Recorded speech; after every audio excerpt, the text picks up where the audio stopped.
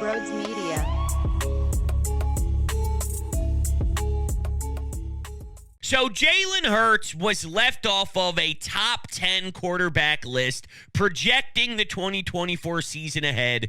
And who voted on this, you may ask? Well, NFL executives, NFL coaches, and scouts. Now, to be fair, there's a lot of dumb NFL executives, NFL coaches, and scouts because mistakes are made nonstop. So it's not as if they are perfect 100% of the time. And quite frankly, one of the times they're wrong is right now. Because when I see the names on this list, specifically at 10, specifically at 9, there's no way in hell I'm taking those two quarterbacks over the one here in Philadelphia now.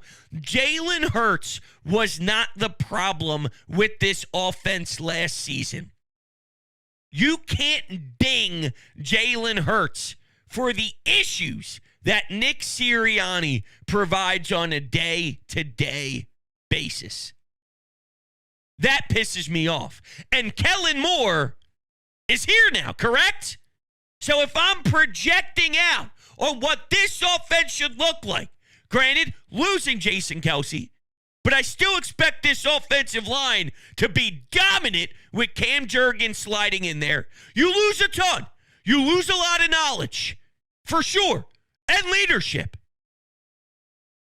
But that offensive line with Jeff Stoutland should still be one of the best in all of the league. Here's Saquon Barkley and A.J. Brown, Devontae Smith in this offense with some pre-snap movement, with creativity, with versatility, without being super vanilla to the point where Christian McCaffrey sits on his couch on an ESPN broadcast with Eli and Peyton and calls out plays from his living room. That's how bad the offense was. Quarterback draw. Here you go. Snap, quarterback draw. I mean, he's seeing it from his couch.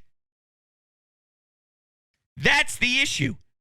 And that, in theory, okay, and in principle, changes with the addition of Kellen Moore, and they still think Jalen can't be better than some of these names on this list? Nah, I don't buy it. Jared Goff at 9, Dak Prescott at 10. No! There's no way in hell you're telling me if you're starting a franchise right now and you have to head into a season tomorrow, you'd rather have Jared Goff. Seriously, that's pathetic. That's pathetic. You don't think that he was a difference maker this season for Detroit because of Ben Johnson, one of the most intriguing offensive coordinators around the league who should be a head coach this season and is waiting for his prime spot to pounce? You don't think that played a massive role in how good Jared Goff was last season? Exactly. And we had to deal with Nick Sirianni's garbage offense with the first-time play caller and Brian Johnson getting handed that slop and saying, please make gold. Please make a 5-star restaurant-type meal. By the way, I'm giving you incredibly bad, spoiled, rotten ingredients. Of course it does. Of course it does play a role. I mean, seriously. Now, let me get this straight. These executives, coaches, and scouts are the same ones that put Sean McVay on a big-time pedestal and says he is one of the smartest offensive geniuses we have in this game today. I'm not going too extreme here. This is what they claim. That, there's Andy Reid, there's a few others, but man, is Sean McVay in a different tier, and this guy is somewhat changing the game with how incredibly smart he is. Okay, well, that's the same guy that looked at Jared Goff and said, he's holding me back from winning a Super Bowl. I'm close. I have a lot here, but Jared Goff is not capable of running what I want to run and we are getting stopped very close to the finish line. He's getting us close, but I need a Matthew Stafford. I need someone else.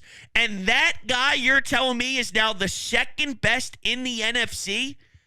I'm not buying it. And don't even get me started on Dak Prescott. Now, over the years, I did say that, sometimes the criticism was too harsh on Dak. And I stand by that. But, at this particular time, Dak Prescott has been around a long time. Do you know what the Dallas Cowboys do on a year-by-year basis? Choke. Fail. Devastating losses. Year in and year out. You don't think that plays a role? Like, for example, maybe Jalen Hurts had a down season last year. But you saw what he was capable of doing in 2022 and brought this team to the promised land, and I thought actually outdueled Pat Mahomes in that final game with the light shining bright. So my point is that I haven't seen Dak carry his team for 1 year and bring him all the way to the Super Bowl and outduel Pat Mahomes and come up just shy on the scoreboard because, the offenses were going toe-to-toe. If it wasn't for some bullshit flag on James Bradbury, then we would have gotten the ball back last. And the way that game was trajectory of that game, it was obviously going in the favor of the Bird. Whoever touched it last was going to win that damn football game. And the problem is we got robbed of a damn flag call there. We got robbed of Jalen Hurts with the game on the line about to secure a Lombardi trophy. The way he was playing that game, it was automatic. It was a lock that was happening. It wasn't the same Chiefs team that had Spags and that defense cooking like they were last season. It was different. It was free-flowing, and there was plenty of space to operate, and they were in their bag, that offense, that game. Absurd. So my point is, with the inability to have playoff success for Dak, it's been long enough now to know if I'm looking into next season and I'm seeing the changes that Kellen Moore should be providing with this team as they're incorporating him under center. They're incorporating play action. They're incorporating an ability to actually have pre-snap movement and confuse the defense and create all sorts of communication issues where their linebackers have to talk. They have to speak. Oh, here's the snap. Oh, where's A.J. Brown? Oh, Devontae Smith. The whole thing. It's going to click. It's going to work because it makes sense at an NFL level. And by the way, Jalen Hurts is getting criminally underrated here. So I'm not telling you he's number 1 on the list, number 2 on the list, number 3 on the list. I'm telling you that he should be better than Jared Goff and Dak Prescott. What I think happens is people are getting enamored with yards thrown. And the 4,000, it's an offensive league. Hurts can't throw for the same amount as maybe Dak does or Stafford's number. I don't care just about yards. First off, this is a different era of football, meaning it doesn't always have to be in the air.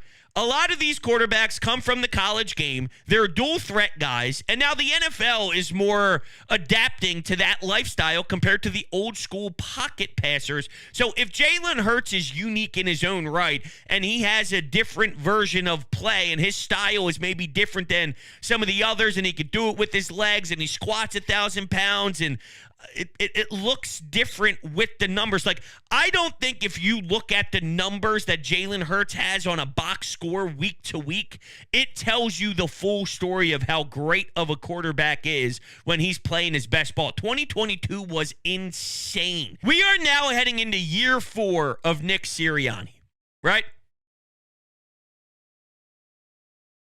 So far, whenever he was the top offensive mind in the franchise, the offense has sucked. Whenever somebody else gets handed the keys, it's significantly different. And we'll see with Kellen Moore, but I think it'll be significantly different. It should be, or else we're having a real discussion.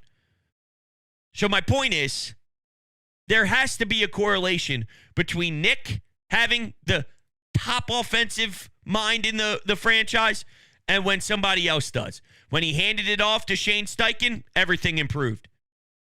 And don't tell me last year was Brian. I'm sorry. You got to think of it in this regard. They were just coming off of the Super Bowl.